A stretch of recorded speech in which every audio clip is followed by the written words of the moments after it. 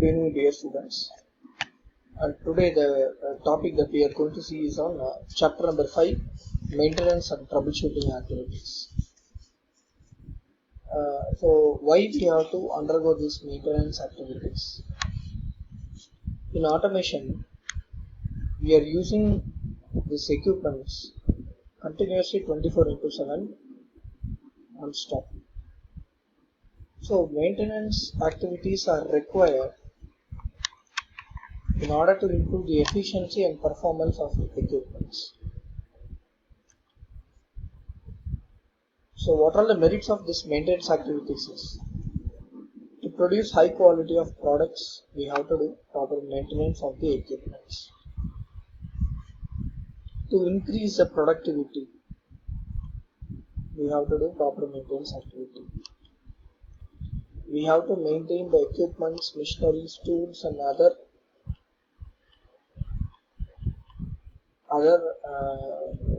resources available in the company for a long life period of time. For those things we need maintenance activity. So if we talk about maintenance activity, there are two types of maintenance activities that can be carried out in industries. One is preventive maintenance, other one is breakdown maintenance. So preventive maintenance, what is meant by preventive maintenance? Say some example, I am operating with a machine. From morning to evening I am working with the machine. When I am working with the machine, I identify some noise that occurred when I am operating the machine on that particular day. So what I will do is, I will identify the noise from where it occurred and I will try to rectify the problem immediately. At the end of the day, before leaving my job, 10 to 15 minutes I will spend time towards the equipment. I will try to identify from where this noise came and I will rectify the problem. That is called as preventive maintenance. So whenever any sudden noise, vibrations or shocks or anything occur to the machine, immediately I am going to rectify the problem. That is called as preventive maintenance. The second thing we call as breakdown maintenance. So once the operator hears some noise or vibration or shocks from the machinery, he will keep on working with that equipment. So what the operator will think, nothing will happen, let the machine gets repaired. Once the machine gets repaired, I will do the repairing operation. So he will keep on operating the machine continuously. At one point of time, because of this noise and vibration, machine will get totally repaired. So at that time, operator has to wait for the service engineer. Service engineer has to come. He has to see the problem. Availability of spare parts he should check. If the availability of spare parts is not available to rectify the problem, the production will be stopped. Unnecessarily we have to pay wages to the laborers. Production will be stopped. So those things will happen in breakdown maintenance. A simple example between preventive and breakdown maintenance. Say some example of human body. So we know that whether our body is in normal condition or in abnormal condition.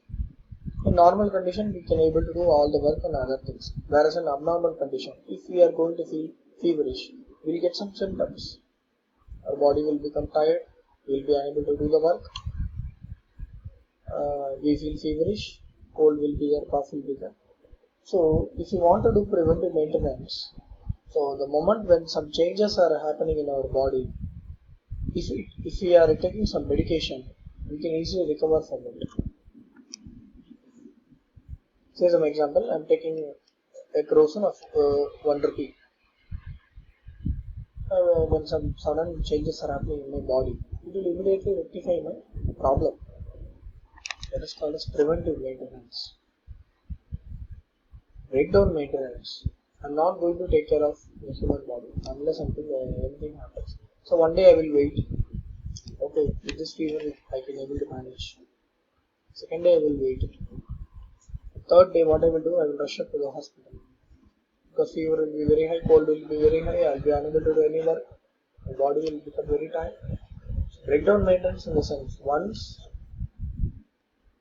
we are suffering from high sick, then only we will take the remedial process. It is called as breakdown maintenance. So preventive maintenance can be done in three different forms. One is daily maintenance activity, other one is weekly maintenance activity, and the last one is monthly maintenance activity. And the fourth one is semi-annual and annual type of activity. Daily based activity in the sense, once our job is completed on the particular day, so daily I am spending 5 or 10 minutes towards a machine for cleaning and rectifying the problem wherever found us on that particular day. So I will rectify the mistakes. Daily cleaning the machine for about 5 to 10 minutes. So weekly maintenance activity in the sense, at the weekend I am going to spend 1 hour or 2 hours for doing the maintenance activity. Every weekend this will continue. Monthly maintenance activity. Monthly once I am going to shut down my plant, shut down the company. On the day all the operators will be doing maintenance activity with their own corresponding machineries. Monthly once. Semi-annual and annual maintenance activity. These are all done for major components involved in the vehicle. Say some example, motor. Motor is a major component. So semi-annual, 6 months once they will remove the motor, they will change the coil, they will put the new winding, they will change the stator, they will change the rotor. So major components will be checked 6 months once or 1 year once. It is called as semi-annual or annual. So if you see what are the maintenance activity, here they have displayed in terms of hours. So equipment will run at what hours, what are the problems, which kind of problem will occur, and what are the remedial action that will take place. So at 8 hours, maybe leakage may occur because of high heat generation. Hydraulic oil may get leaked because of change in viscosity. Leakage will be there. So in order to prevent from leakage, we have to use standardized viscous fluid. Check fluid level and replenish as necessary. In the reservoir tank, we have to keep on checking the level of oil.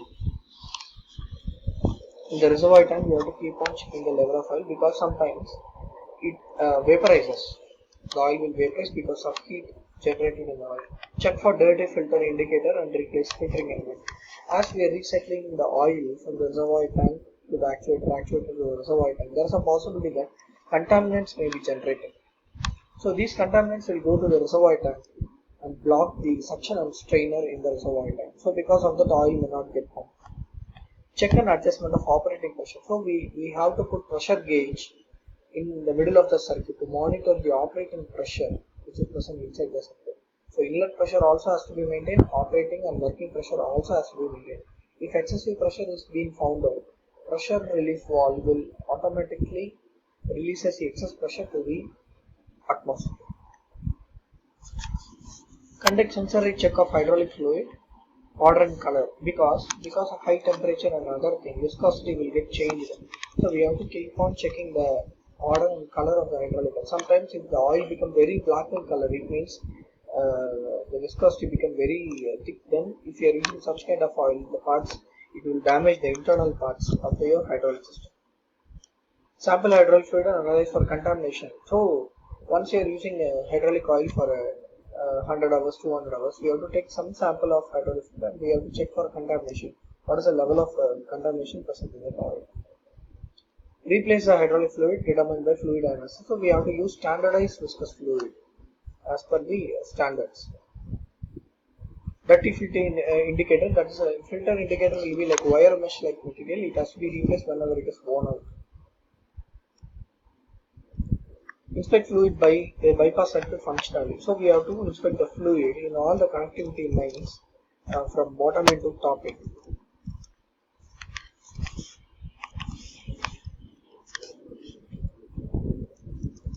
Then if you see clean pump, inlet strainer, that's what I told you, suction and strainer valve must be clean. Check for hydraulic fluid.